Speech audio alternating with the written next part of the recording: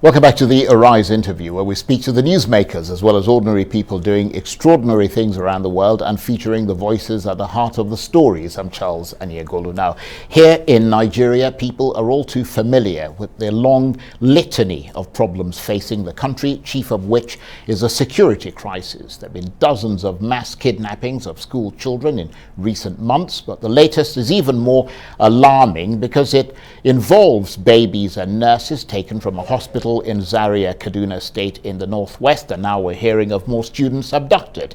Then there are separatist agitations in the southeast, southwest and south-south, with the regions and the centre appearing to be locked in hostility over this, as well as the issue of open grazing.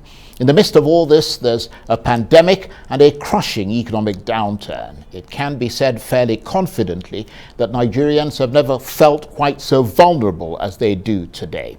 So why is the country at peak risk, and how best can soaring temperatures be brought down? Are better days coming, as the APC government of President Buhari has promised?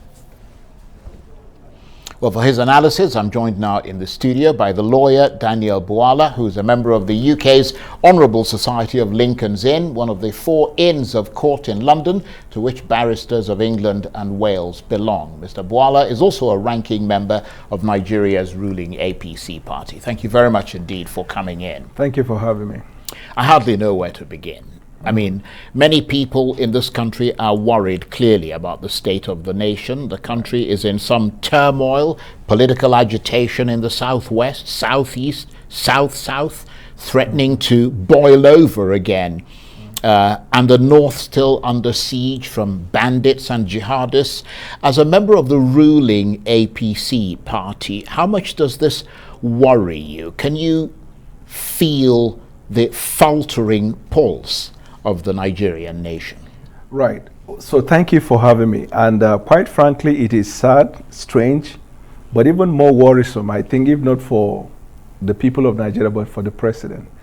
I have heard quite a number of times when the president was quoted to have given like a warning to his appointees, especially those who manage the instrument of coercion in the state, to ensure that they take charge of territories and restore law and order, or else they will find themselves out of government. Now, some people will argue whether the B part of what I've just said is realistic, because so many times concerns were raised, occasion warranted some rejigging, which never happened. But the insecurity situation in the country, to me, it has gone beyond political issue, right? It's a concern for every Nigerian, because if you look at the dimension in which the insecurity takes, take, for example, the case of Kaduna.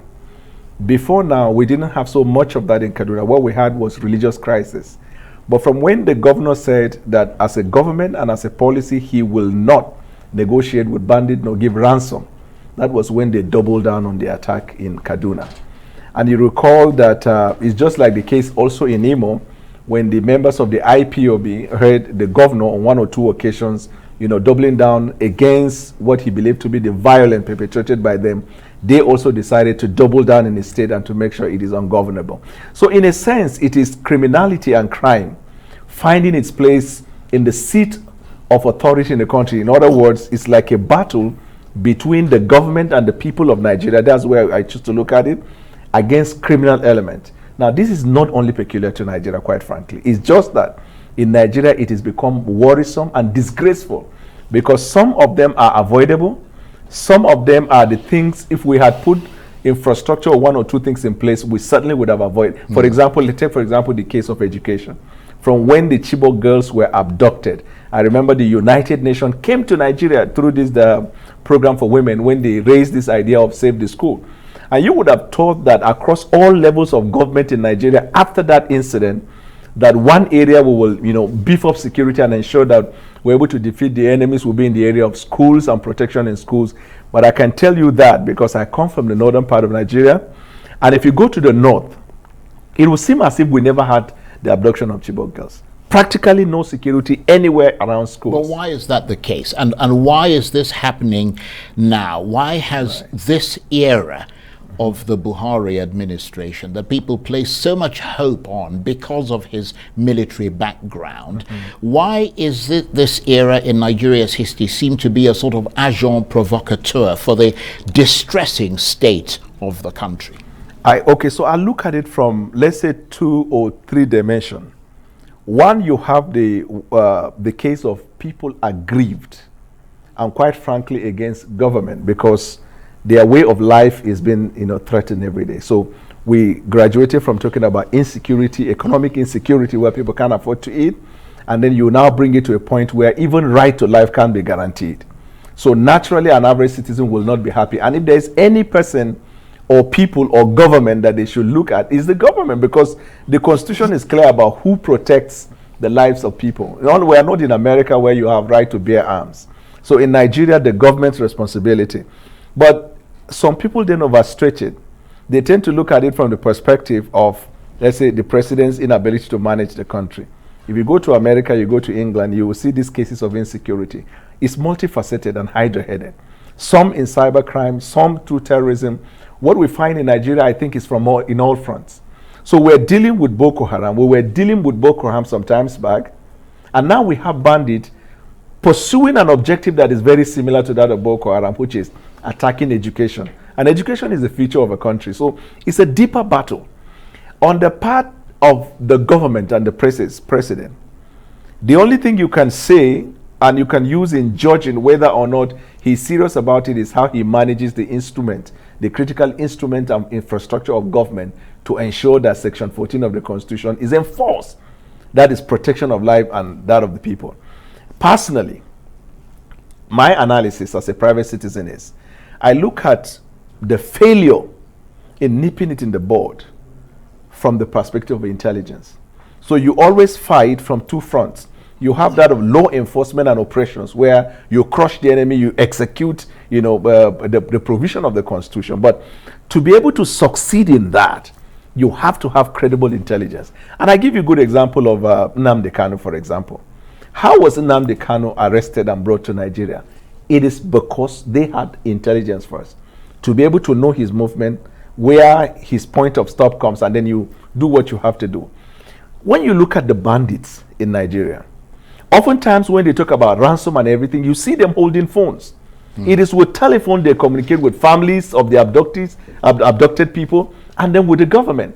And you wonder, we have infrastructure of government that can trace your location if you're holding a smart device. So the question then is, how are we not able to track and trace them? Well, that's the question that we ought to be asking you, because you're a member of the APC party. That's the problem. Are you guys in the APC reading the signals correctly? The anger and the rage and all the agitations, do they just see it as an attempt to destabilize? Because they take it very personally, as an attempt to destabilize the APC government.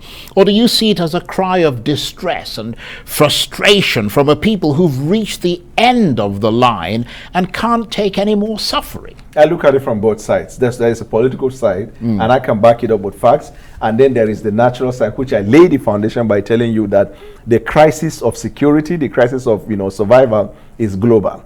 So you find crime, for example, finding its way in different shapes and forms. But the part that is political is that you would have thought in a country like Nigeria, just like in America, where you have the ruling government and then you have the opposition. Usually what the opposition does in order to shame the ruling government is to provide policies that if they are the ones in government, they will be able to implement and deal with insecurity. But in Nigeria, reverse is the case. That's number one. And number two, most of the insecurity situation are either fueled, promoted, or harbored. Now, the reason I say what I don't understand what you mean by what you said just now. Take, for example, let me put it this way. We have APC-led states. We have PDP-led states. If it is a problem of APC, then we will conveniently say in PDP states, there should be a measure of security, isn't it? No, that doesn't follow. How does it follow? The bottom line is simply this. The president of Nigeria is charged with securing the country. There are certain things that need to be done in order to secure the country.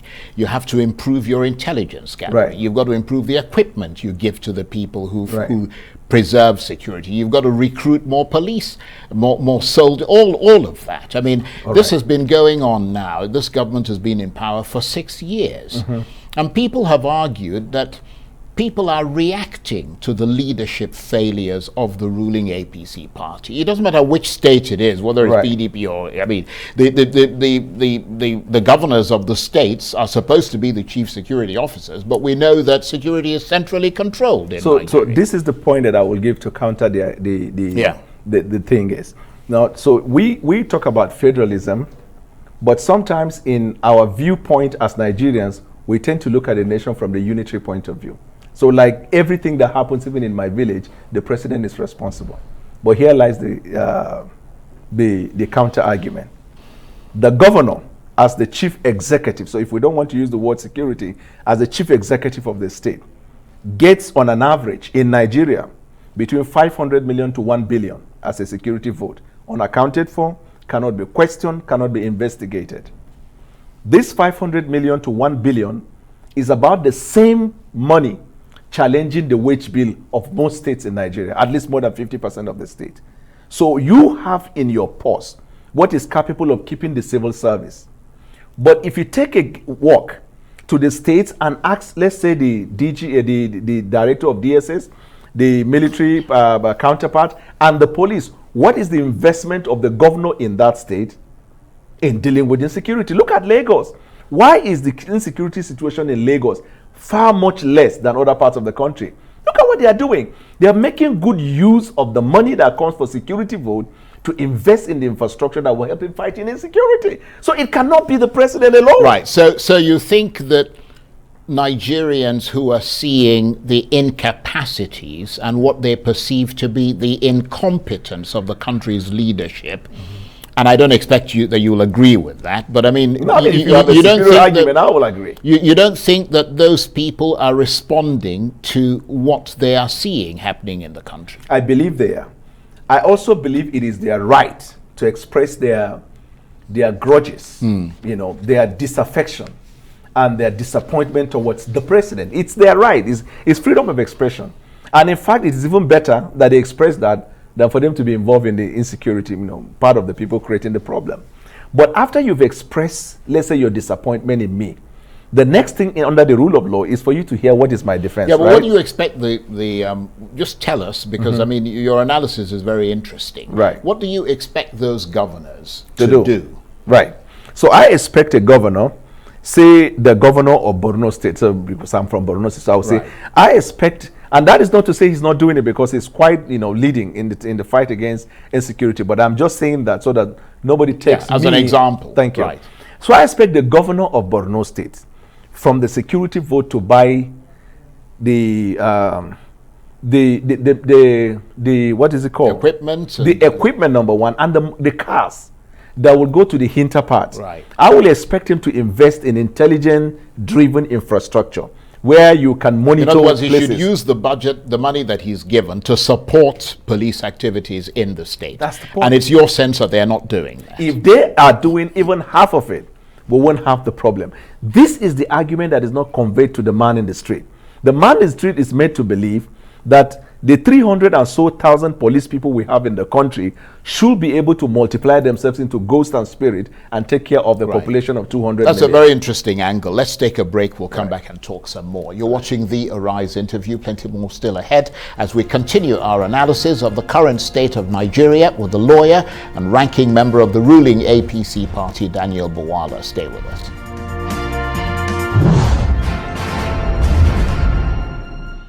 Welcome back to the Arise interview. I'm Charles Enyegolu. Now, my guest today is Daniel Bwala, who is a member of Nigeria's ruling APC party. He's also a lawyer and member of Britain's Honourable Society of Lincoln's Inn, one of the world's most prestigious professional bodies of judges and lawyers. Mr. Bwala appears regularly on television in Nigeria and in Europe, analysing Nigeria's many problems for all to see. One international news organisation suggested that his intellect was as keen as a blade trade. And even though his area of expertise is in the legal field, he is a UK and Nigeria trained lawyer after all. Nevertheless, he is well known for being comfortable analysing anything and everything about Nigeria. And Daniel Bwala is still with me here. You thought that bit was funny. Like a jack of all trades, huh? No, but I mean, it's a compliment. I mean, right. you have the capacity to look at Nigeria in perspective and make it reasonably understandable for people who are not Nigerian. I appreciate that. I'm flattered. Now, let's look at, because we're talking about this when we're on a break, let's look at what's happening in the southeast, for instance. Right. Ahmed Gulak assassinated. Tension going on in the region, the impression deepening that the southeast is ungovernable. Right. But all the people accused of creating the problem are denying that they did. Right. The governor, Hope Uzodimma, who is from the APC in Imo State, said that more than 70% of the people they've arrested, he was quoted as saying, are non-Igbos. Right. He's been reported as saying that the people who killed Ahmed Gulak were non-Igbos. Right. That's what he's been reported as saying. Right. Is the APC looking at that at all, drilling down to get to the heart of the matter? Because, I mean, the security agencies seem to have drawn their own conclusions about who is doing what. And to make matters worse, I mean, all the people who are accused of doing this are all killed. Right. So, again, it brings us back to the point I said when we started about intelligence. I still hold the view that what is lacking in the current fight is the intelligence side. Now, that is not to shoot down the effort of the intelligence community, but largely, most of this problem can be traceable to that. I give you an example with the case of Hope Uzodimma that you just said.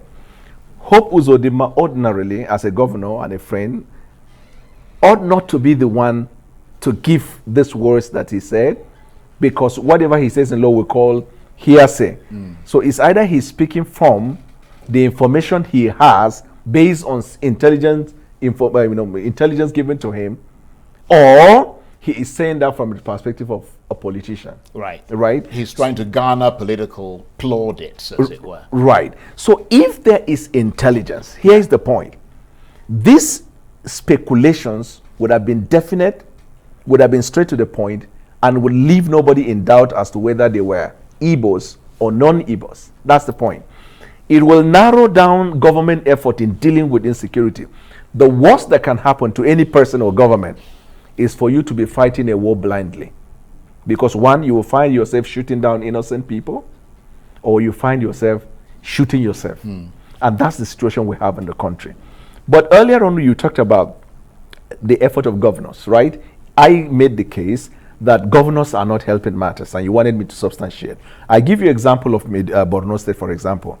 There was a time the military, because there was distrust between the military and the people felt that the people were not providing intelligence. So anytime there is a Boko Haram situation, they go into the place, they destroy everyone. They deal with everybody. And the people then, their complaint was that they give information to the military, they go get the Boko Haram person. After a while, Boko Haram then comes back at you. So in other words, there is no protection of the assets and the information that they give. Then the state decided, look, we have to do something to save our state. Otherwise, we're all going to die. That was what brought the idea of Civilian Joint Task Force. Civilian Joint Task Force is a community of people who are in fact affected. You are buying into their emotions. Either his brother, his uncle, or anybody has been affected. They come together, we are trained by the law enforcement, and we are pushed in front of the law enforcement. So I know my uncle, I know my nephew, we know that guy that has just joined Boko Haram, or whatever happened in the community, we have idea. You see, the greatest intelligence, like they will tell you in the intelligence world, is not machine, it is human intelligence, human. We have not explored that in Nigeria. How much can we say is invested in the intelligence platform in ensuring that we deal with that in America? But that's a question that that's what I'm wondering. You're a member of the APC. Do you guys, the APC, this is an APC-led government. Right. I mean, do you guys ask yourselves those questions and trying to figure out how to solve the problem? I like the point you're saying, but you see, I look at it from the person. You see, once elections are over, I look at governance, I don't look at political party, right? And I know it is an APC-led federal government. But the government consists of the federal government, the state government, and the local government. As a matter of fact, the government of the federation consists of the executive, the legislature, and the judiciary. So even a PDP lawmaker and a PDP governor is part of the government of the federation. And I look at it from that perspective, so I don't see colors. When we failed all of us as a government in the country. Now, I have not failed in profiling what I believe to be solution or giving my ideas to the government of the federation regarding insecurity. I said it before and it bears repeating. Until we deal with the aspect of intelligence in Nigeria, we will continue to have this problem. But why aren't they dealing with the aspect of intelligence? And that's on the decks of Mr. President. He's only one person So elected the buck as the stops president. there. Exactly. Right. Exactly. And so that is one part of it. But let's deal with this security vote, sir. Let's say the federal government is incapable of dealing with this situation. The governor should be able to do one or two things that will preserve his state. And we have states in the country that have been able to do that. So what are the governors doing, for example, with the security vote in terms of, like we talked about, buying equipment, buying machine, in terms of even recruiting individuals and training them on intelligence. So for example, even if the machinery of the state does not have the machine for this intelligence, you can collect this intelligence and give it to them for onward delivery or for execution. So you are able to tell them the community, the demographics of the community, the crime rate in the community, the tendencies based on what is happening. So Americans will look at, for example, when I was doing, we went for a conference in the United States Institute of Peace, and they were asking me a question about Nigeria. So I was telling, I said, we have multiplicity of problems ranging with regionalism, blah, blah, blah. And these people were concerned and particularly talking about education, economy, as the primary indicators of insecurity in the country. As long as the common man cannot guarantee food on his table, he will think of alternative. It is the instinct for survival. Some are patient with government. Some have chosen to take on the government, while others who are the criminal element have decided to undermine the government in the hope that they will find their way. It's a collective thing, I will keep saying. And so it requires coordinated effort by everybody. Unfortunately, and allow me to digress and then talk about this part because it's very imperative. Because anytime we talk, for example, you say it's your government, it's APC-led, so you can't take out politics from it. I give you the case of Twitter, the trouble federal government had with Twitter recently. Everywhere you go, you hear people talking about Nigerians were angry, they reported the tweet of Mr. President. But I do research. I don't take things on the face value. I try to find out the process. When I did the research, I discovered it was not Nigerians that reported. It was PDP. Reno Omokri. Yeah, but PDP are Nigerians. Yes, but if you make it, if you say Right. PDP took it up against the government, Right. it gives the average It has man a different complexion. exactly, and Right. the average man will choose what to Okay, believe. let and me what tell not you to this. believe. We've got about 1 minute before we have to go. So Right. many problems, or I should say, so many layers of Right. problems in Nigeria that need to be worked through. Is there any alternative to restructuring this country? Because a lot of people argue that that is the solution. I believe restructuring is the solution, but we need to understand what we mean by restructuring. Now, as a consultant, member of the team assisting the legislators in the constitutional program, by the way, we just ended another retreat yesterday with the lawmakers where we consider the input in the various public hearing. Restructuring, I can tell you, is fundamental part of what we're doing. Breaking it, like the issue of creation of state police, talking about devolution of power to the critical arms and So all that's that something that's being taken Yes, seriously and in the National president, Assembly. yes, and I heard the president was Okay. quoted to have said, if it is brought to my table, I will sign it. Daniel, I want to thank you very much pleasure. indeed. Always very interesting talking with you. Daniel Buwala is a lawyer and member of the ruling APC party. That's it for this edition of the Arise interview. Join us again tomorrow from me and the entire team here in Abuja. Bye-bye, and thank you for watching.